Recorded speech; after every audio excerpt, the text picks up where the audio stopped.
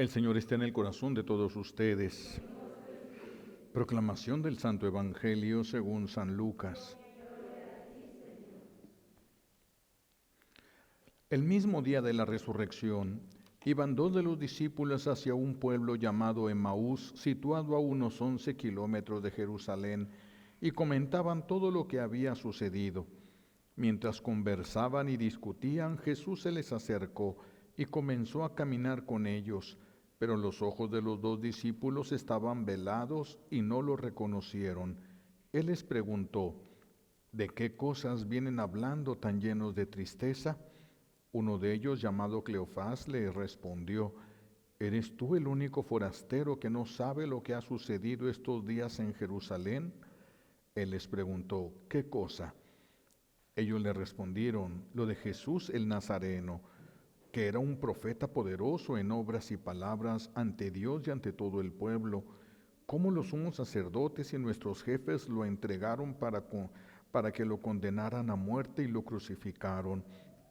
Nosotros esperábamos que Él sería el libertador de Israel, y sin embargo, han pasado ya 3 días desde que estas cosas sucedieron. Es cierto que algunas mujeres de nuestro grupo nos han desconcertado, pues fueron de madrugada al sepulcro, no encontraron el cuerpo y llegaron contando que se les habían aparecido unos ángeles que les dijeron que estaba vivo. Algunos de nuestros compañeros fueron al sepulcro y hallaron todo como habían dicho las mujeres, pero a él no lo vieron. Entonces Jesús les dijo: qué insensatos son ustedes y qué duros de corazón para creer todo lo anunciado por los profetas. ¿Acaso no era necesario que el Mesías padeciera todo esto y así entrara en su gloria? Y comenzando por Moisés y siguiendo con todos los profetas, les explicó todos los pasajes de la Escritura que se referían a él. Ya cerca del pueblo donde se dirigían, él hizo como que iba más lejos, pero ellos le insistieron diciendo: quédate con nosotros, porque ya es tarde y pronto va a oscurecer. Y entró para quedarse con ellos. Cuando estaban a la mesa, tomó un pan, pronunció la bendición, lo partió y se lo dio. Entonces se les abrieron los ojos y lo reconocieron, pero él se les desapareció. Ellos se decían uno al otro: con razón nuestro corazón ardía mientras nos hablaba por el camino y nos explicaba las Escrituras.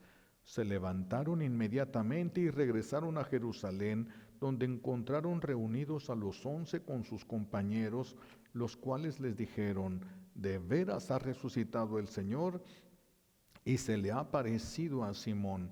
Entonces ellos contaron lo que les había pasado en el camino y cómo lo habían reconocido al partir el pan. Palabra del Señor. Siéntense, por favor.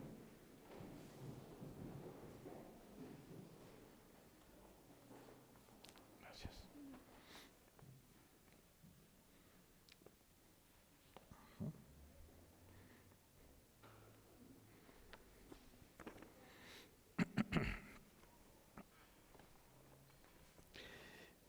Unos discípulos van camino hacia Emaús y en el camino Jesús les va a salir al encuentro. Ellos van desanimados, ellos van dolidos, ellos van desalentados. Esto es muy importante. Vamos a detenernos en la palabra desaliento. Vamos a ver ese verbo de desalentarse. El desaliento, ¿de dónde viene? El desaliento nace de la ceguera espiritual, nace de la ceguera. No vemos la realidad, por eso nos desilusionamos, porque veíamos fantasías, como el que se casa y cree que todo va a ser color de rosa, todo va a ser bonito, todo va a ser felicidad, dicha, y de repente se topa con una realidad y es cuando viene la desilusión. La desilusión es porque esperamos más de lo que en realidad esa persona nos puede dar. Es cuando esperamos más de lo que esa persona nos podía dar. Pero aquí estamos viendo que ellos están desalentados por una ceguera espiritual. La ceguera espiritual primero obscurece la mente. Por eso las personas malinterpretan todo. La ceguera espiritual nos lleva a malinterpretar todo. Hay muchas profecías bíblicas y hay muchos que han interpretado las profecías bíblicas y prácticamente todos se han equivocado. Prácticamente todos se han equivocado en la interpretación de estas profecías bíblicas. ¿Por qué?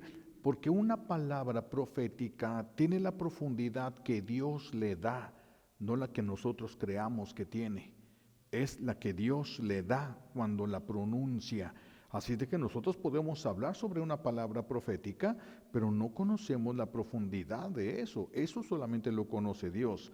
¿Quién puede interpretar la profecía? Aquel a quien Dios le dé la gracia de poder hacerlo. No es una deducción lógica como muchos ahora sacan deducciones. Si esto está pasando ahorita, entonces para acá, y entonces si le ponemos esto y le ponen manitas y patitas y aquello que ni siquiera era nada comienza a caminar. La ceguera espiritual siempre va confundiendo nuestra mente y nos lleva a la malinterpretación de todas las cosas. Después obscurece el corazón se va endureciendo porque las cosas no son como pensaba, la desilusión nos va endureciendo, ya no queremos amar, ya no queremos confiar, ya no queremos, el corazón se endurece y después empieza con esto a endurecer la gracia, a obscurecer la gracia. ¿Por qué? Porque se termina culpando a Dios. Porque se termina culpando a Dios de las cosas que no suceden como nosotros esperábamos que sucedieran, como si Dios tuviera la culpa de todo esto. Todo el que culpa a Dios de un mal que sucede es por ceguera espiritual. Dios no es alguien que produce males, jamás va a ser Dios alguien que produzca males. Permite las cosas porque respeta nuestra libertad, pero no las provoca, las permite que veamos hacia dónde nos dirigimos para que nos demos cuenta de la diferencia entre su voluntad y la nuestra. Entonces, cuando llegan momentos difíciles, la muerte de una persona querida, la pérdida de algo que emocionalmente significaba mucho para nosotros, una catástrofe natural, una guerra, todo esto empiezan las personas cuando tienen esta ceguera espiritual, empiezan a voltear hacia el cielo y a decirle a Dios, ¿qué te pasa? ¿Por qué no has hecho nada? Si yo fuera Dios, yo ya hubiera actuado. Si yo fuera Dios, ya hubiera puesto esto en su lugar. Si yo fuera Dios, ya hubiera solucionado esto. La ceguera espiritual no conocemos.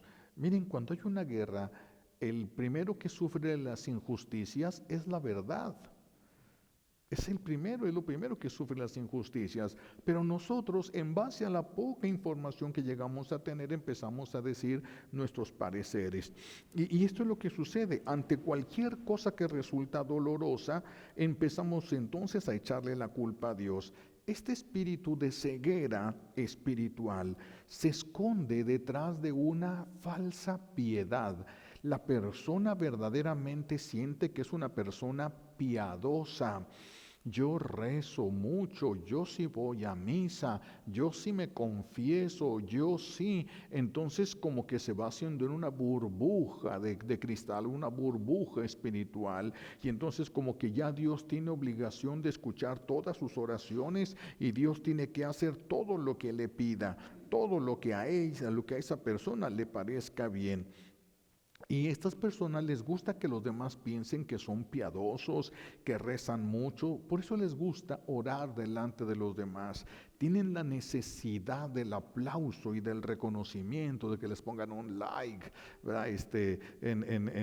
Como se ponen por las redes sociales. Pero bueno, y por eso se atreven, como sienten que han respondido a Dios y que le han dado incluso hasta más. ¿Qué pasa, Señor? Ya te pedí esto. ¿Por qué no sucede? Yo ya te dije, ¿por qué está pasando esto así? Yo ya te lo pedí, no debería de estar sucediendo lo que está sucediendo. Cuando alguien se siente desalentado de Dios, vean el primer peligro de ese desaliento, que es una malinterpretación de la voluntad divina. Yo pensé, esto pensabas, Dios no está obligado a hacer lo que tú piensas, pero cuando uno piensa y se equivoca, se desalienta porque Dios no está haciendo lo que nosotros hacemos, lo que nosotros queremos. ¿Y cuál es la primera reacción de nosotros? Ya no nos vamos a sentir obligados a cumplir nuestras obligaciones para con Dios. Una persona que se siente desilusionada, desalentada de Dios, ya no va a rezar igual, ni al mismo tiempo, ni con la misma profundidad, ya no va a ir a la celebración de la Santa Misa, ya no se va a confesar, ya no va a comulgar, se siente mal con Dios, siente que Dios tiene la culpa de las desgracias de su vida. Ese es el problema de estar desalentados, aceptar eso en nuestro corazón. Y entonces se llegan incluso a rayar en lo absurdo. Se llega a rayar en lo absurdo. Una de estas personas que creen que ya están haciendo ya son una vida de santidad casi mayor a la de Dios, y de repente su sobrino choca, andaba borracho, choca, el carro se incendia, queda prensado, queda lastimado, queda todo, pero no se preocupen, yo le voy a pedir a Dios para que el Señor, que Él no le pase nada. Yo voy a pedir a ustedes, no se preocupen. Y se muere. Y empieza pero ¿cómo es posible? ¿Por qué? ¿Por qué sucedió esto, Señor? Ni un favorcito me puedes hacer. Un favorcito. Quemándose el carro triturado aquel, y un favorcito, porque así lo ven ellos. No, pues es que tanto que te doy, lo que te pido es casi nada, lo que yo te pido es es nada más un poquito. Y luego le ponen, hay personas que vienen por eso a la iglesia y le ponen sujetota a Dios también, así como cuando se enojan en el matrimonio, que se enojan y ponen sujetota, ¿no? Y pues se ponen donde los vean para que vean que traen sujetota, que están enojados. También con Dios. Vienen con Dios y sí vienen, pero no rezan, no hablan, se ponen medios indiferentes, acá llegan tarde, para que se le quite, para que vea cómo me hizo esto a mí. Llegamos a tener este tipo de actitudes cuando nos desalentamos porque Dios no hace lo que nosotros creemos que debe de hacer. Pero si tú eres Dios, no, Él es Dios, no tú. Él es el que puede saber las cosas, pero esto es el problema. Cuando una persona permite esto, es arrastrada por un espíritu de fatalismo. Empieza el fatalismo. Si se le cae una cuchara, todo está mal. Oh no, todo se me rompe a mí, todo lo tiro, soy de lo peor, no debería de existir. Fatalismo total, un nihilismo cae sobre la persona. No, yo ni siquiera debería de estar en el mundo, yo sobro en este mundo, a mí nadie me quiere, mejor me como un gusanito. Es que uno pensando, ¿no? El espíritu de fatalismo, espíritu de nihilismo empieza a trabajar porque ya rechazó a Dios. Ya rechazó a Dios por un concepto equivocado que tenía de lo que Dios debería de hacer, de lo que Dios tiene que hacer. Entonces empiezan estas cosas del espíritu de fatalismo, y con esto se empieza la persona a congelar y a paralizar espiritualmente hablando. El desaliento siempre nos va a quitar las fuerzas. Siempre ya no vamos a tener el mismo empuje para esforzarnos y volver a empezar. Se nos cierran las puertas y se abren las puertas a la depresión. Por eso estas personas son muy fáciles de caer en el escrúpulo. Ya todos sienten que está mal, que todo lo hacen mal, ya sienten que todo es pecado. Es el escrúpulo ya que se genera en el corazón, y de allí también se da mucho los remordimientos. El enemigo trabaja todo esto. Es una confusión muy grande lo que entra en la mente de las personas. Muchas veces en la vida de nosotros se nos va a presentar cosas que nos van a desalentar porque no salen como nosotros queremos. Muchas veces van a salir las cosas mal. Vamos a tomar una decisión equivocada muchas veces en nuestra vida. ¿Cuál es el antídoto cuando viene el desaliento a nuestro corazón? ¿Cuál es el antídoto contra este mal? ¿Qué es lo que tenemos que hacer nosotros? ¿Sí? Es primero no tratar de entender por qué Dios permite lo que permite. No te metas en la mente, no quieras meterte en la mente de Dios.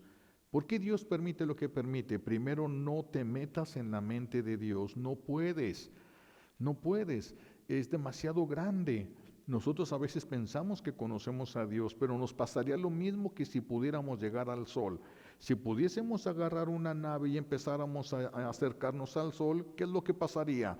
Mientras más nos acercamos, más grande lo veríamos. Más te acercas, más grande, hasta que ya no verías la orilla, te acercas más grande, más grande, más grande.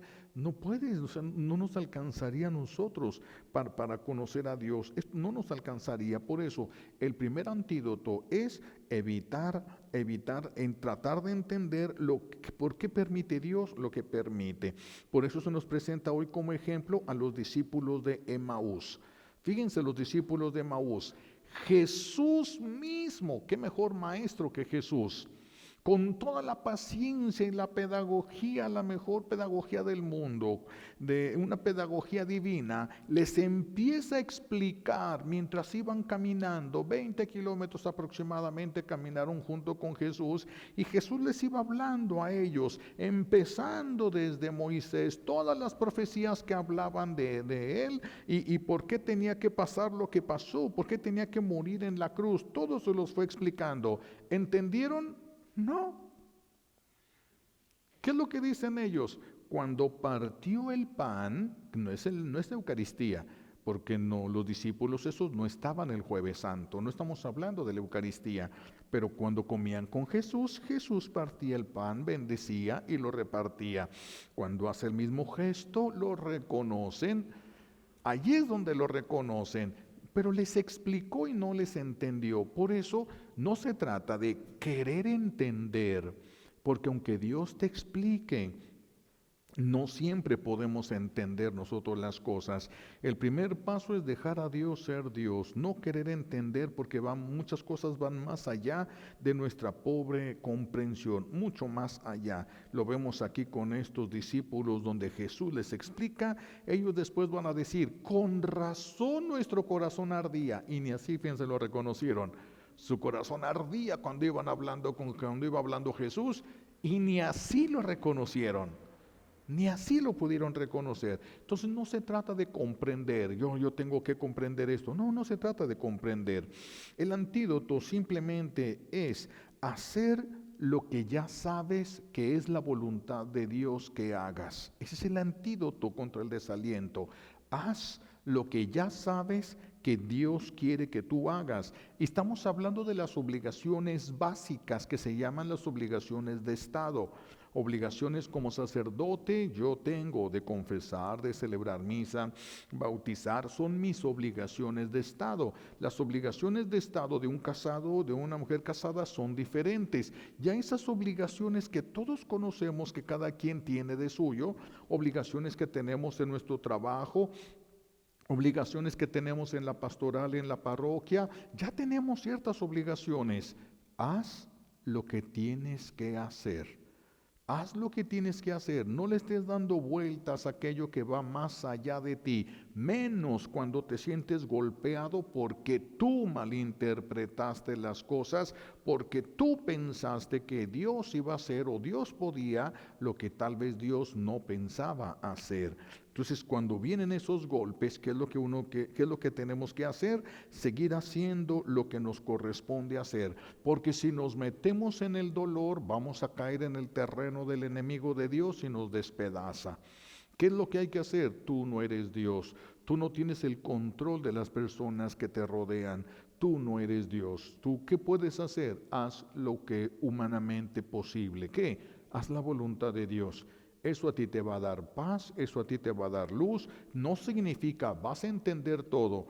Hay muchas cosas que las vamos a entender hasta después de nuestra muerte. Hasta después de morir las vamos a entender. Por eso no se trata de entender lo que tenemos que hacer, sino de hacer nuestras obligaciones de Estado sin juzgar a Dios, sin tratar de estar juzgando a Dios.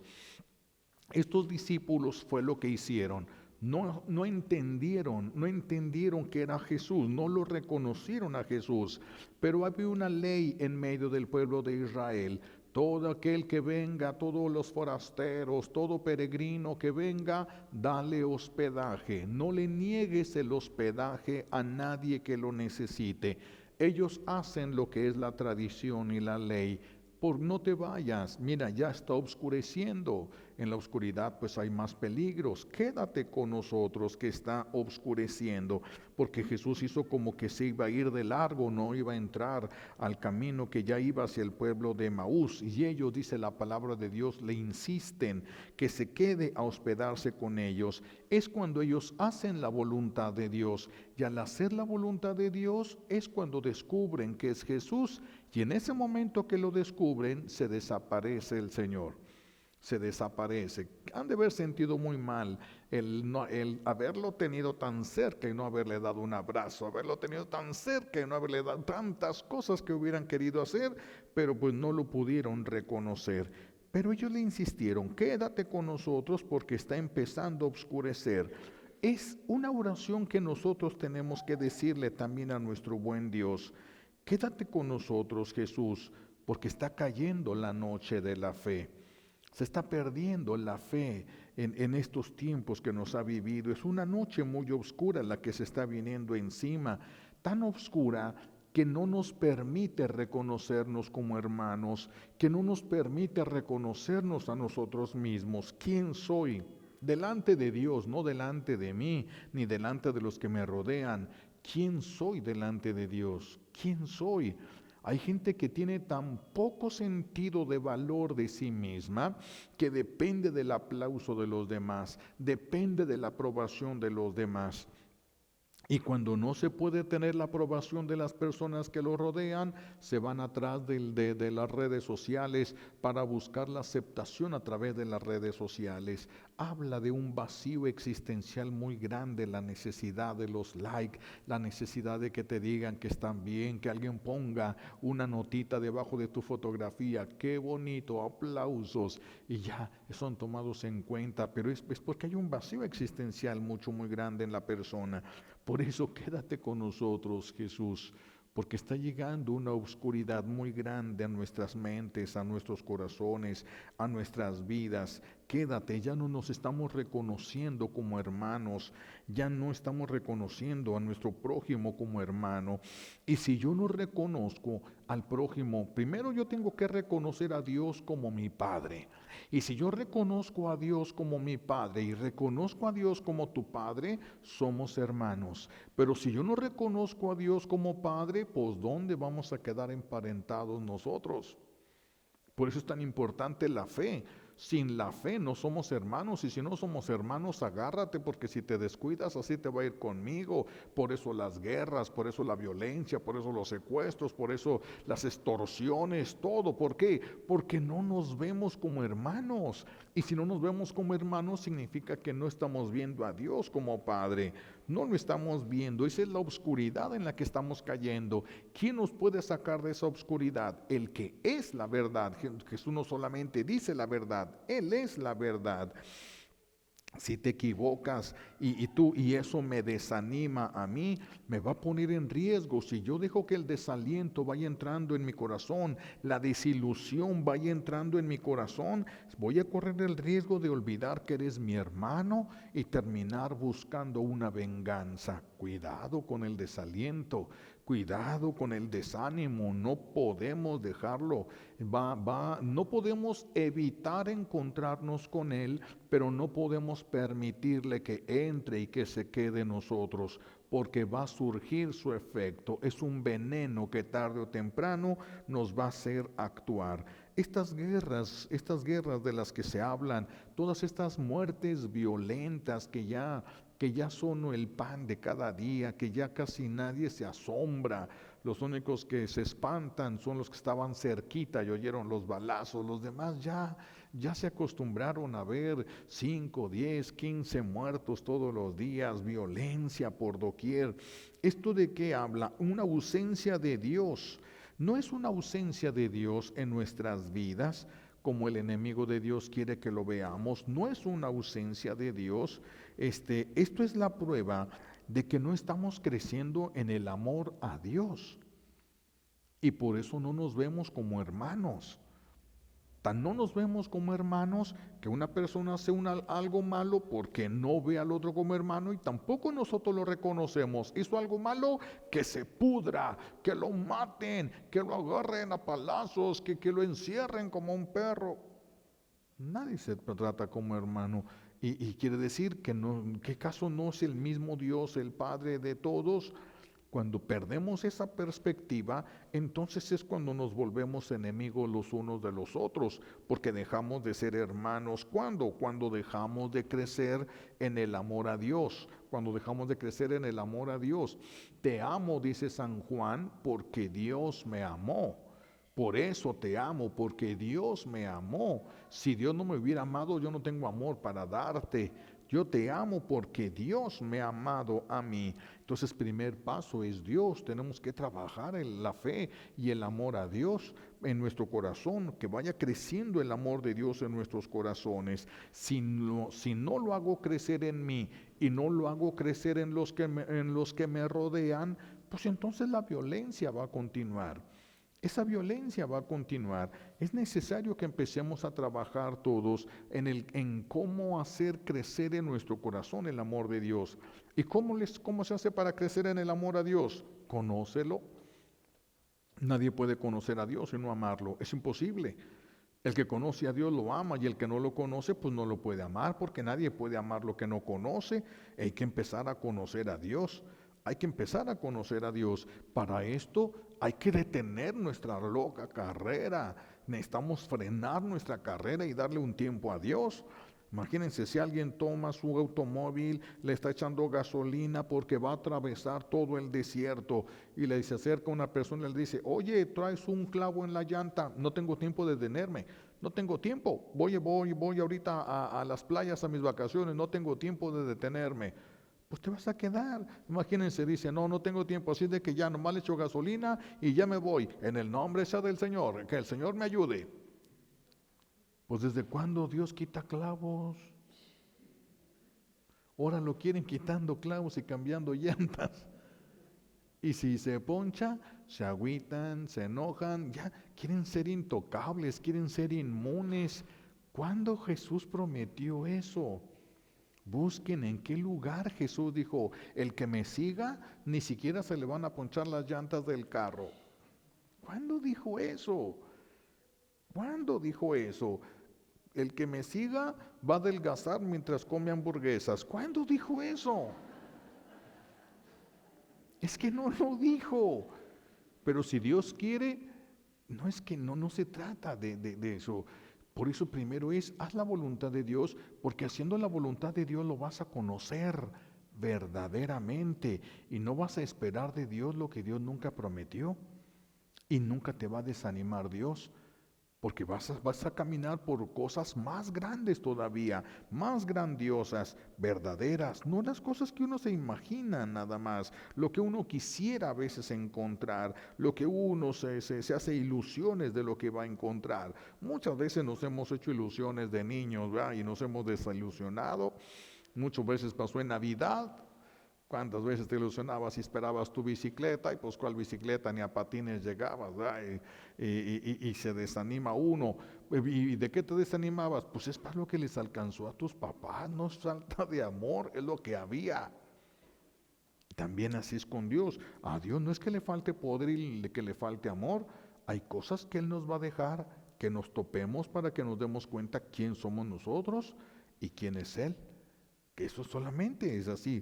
Entonces tenemos que darle tiempo a Dios, tenemos que detenernos en esta loca carrera, porque si este que se fue al desierto y se quedó tirado en el desierto le preguntara, ¿por qué, Señor? ¿Por qué permitiste que pasara esto? El Señor le va a decir, pues ¿por qué no le pusiste ahí, lo hubieras llevado a la llantera 15 minutos? 15 minutos y hubieras tenido todas tus vacaciones. Entonces, este es el problema. Y luego cuando nosotros llegamos a esas desilusiones, pues le echamos la culpa a los otros. Tú tienes la culpa de no ser lo que yo quería que fueras. ¿Por qué?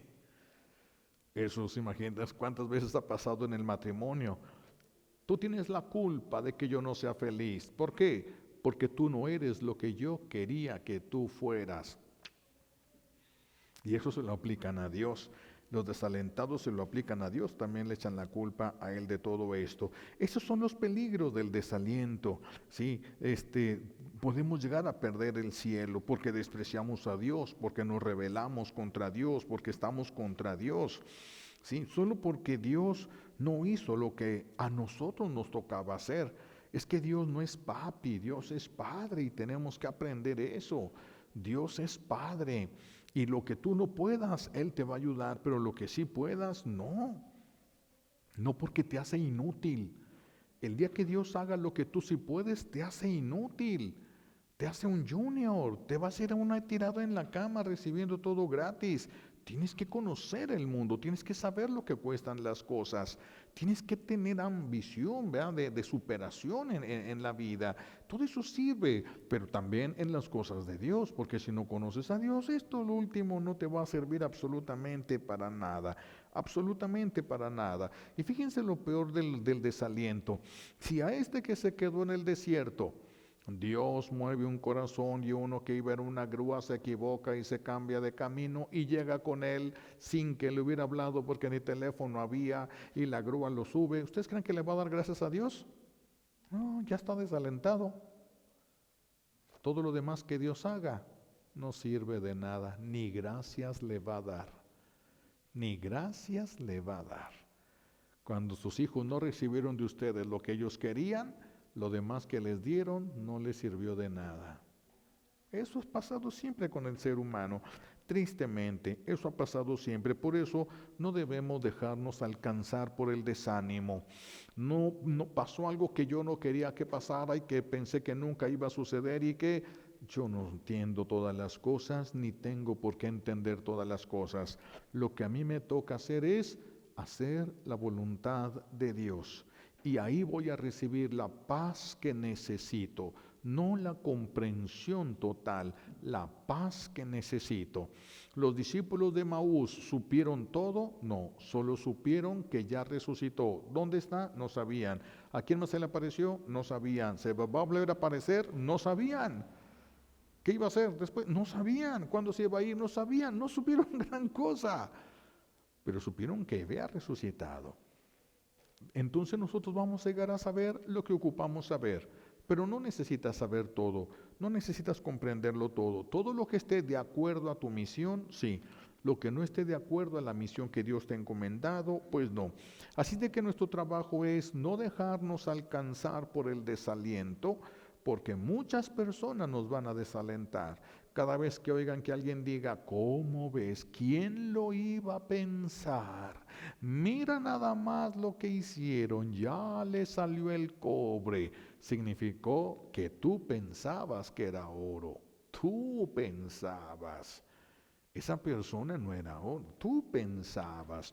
Tenemos que trabajar para que Jesús nos alcance, dejarnos alcanzar por Jesús y no dejarnos atrapar por el desánimo.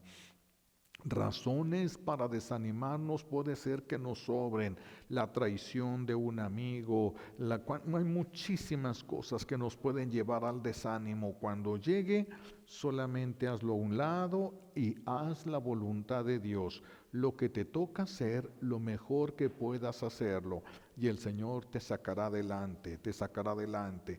Yo les he platicado, esto me pasó a mí, yo lo puse en práctica, pero porque Dios me ayudó en un momento de crisis. Estaba yo en mi primer año sacerdotal y yo iba a dejar mi sacerdocio casi. Me vino una crisis existencial y un vacío tan tremendo, una crisis de fe que se me vino y yo no le encontraba sentido hacia nada. A nada absolutamente, y al grado tal que empecé a pensar, ¿para qué hacer esto? ¿Para qué seguir en esto? ¿Qué caso tiene? No estoy creyendo lo suficiente, entonces ¿qué caso tiene? Yo no escuché ninguna voz del Señor porque yo no he escuchado la voz. Sería una mentira si les dijera, escuché la voz de Dios. No es cierto. Pero era como una idea que se me venía a la cabeza como si fuesen palabras, pero no eran palabras porque yo no escuché ninguna palabra. Lo único que se me venía a la mente era, Carlos, dale de comer a mis hijos porque me tocaba celebrar. Y sonaron la primera campanada. Y yo con mi crisis, ¿qué hago? ¿Qué voy a hacer? ¿Qué sería lo más honesto de mi parte? Y aquí en mi mente, Carlos, dales de comer a mis hijos. Es decir, haz lo que tienes que hacer. A la tercera llamada me decidí, voy a celebrar la Santa Misa, me revestí, me puse a celebrar, estuve en la celebración, ¡pum!, todo se fue. ¡Pum! de repente, nada de eso. Yo cuando salí de la Santa Misa ya no estaba luchando contra nada.